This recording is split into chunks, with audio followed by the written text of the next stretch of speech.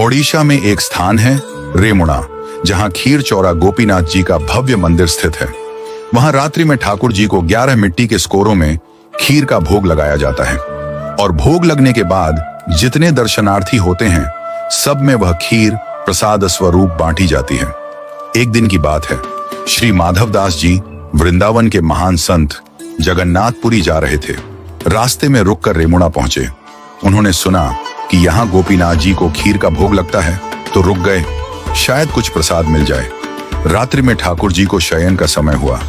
11 सकोरों में खीर चढ़ाई गई। भोग लगने के पश्चात प्रसाद वितरण हुआ। भीड़ बहुत थी। माधवदास जी पीछे खड़े थे। प्रसाद भंटते भंटते माधवदास जी तक पहुंचते पहुंचते खीर समाप्त हो गई। पुजारी ने हाथ जोड़ ली, बोले, भक्तवर, खीर समाप्त हो गई। माधवदास जी 3 दिन से उपवास में थे, परंतु फिर भी न किसी से बोले, न कुछ मांगा। मन ही मन बोले, हे जगन्नाथ, आप तो जगत के अन्नदाता कहलाते हैं, पर आज आपके द्वार पर आकर भी अन्न नहीं मिला। वे एक वृक्ष के नीचे जाकर बैठ गए, भूखे प्यासे पर मौन शांत भक्त वत्सल भगवान के भरोसे।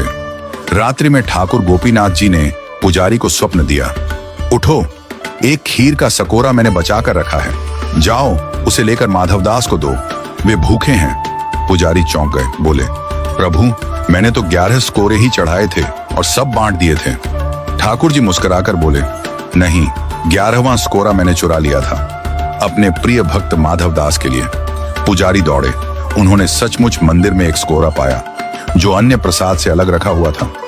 खीर अब भी गर्म थी, सजीव थी, सजीवता का अनुभव हो रहा था। वे दौड़कर वृक्ष के नीचे पहुंचे, जहां माधवदास जी बैठे थे। बोले, भक्तवर, प्रभु का प्रसाद पाओ। माधवदास जी बोले, अब इतनी आधी रात को खीर कहां से आ गई? क्या आप दोबारा बना लाए हैं? पुजारी भाव विह्वल होकर बोले, नहीं, प्रभु गोपीनाथ जी ने आपके लिए स्वयं चुरा ली थी खीर, आप भूखे ना रहें, इसीलिए। यह सुनते ही माधवदास जी प्रेम में झूम उठे।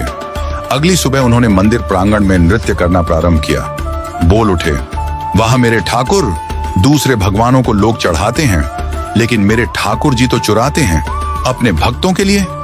ये तो खीर चौरा है, खीर चुराने वाले गोपीनाथ, और तभी से गोपीनाथ जी का नाम हो गया, खीर चौरा गोपीनाथ। आज भी रेमुणा में रात को ठाकुर जी को खीर का भोग लगता है और उनकी वह प्रेममयी लीला सजीव रूप में याद की जाती है।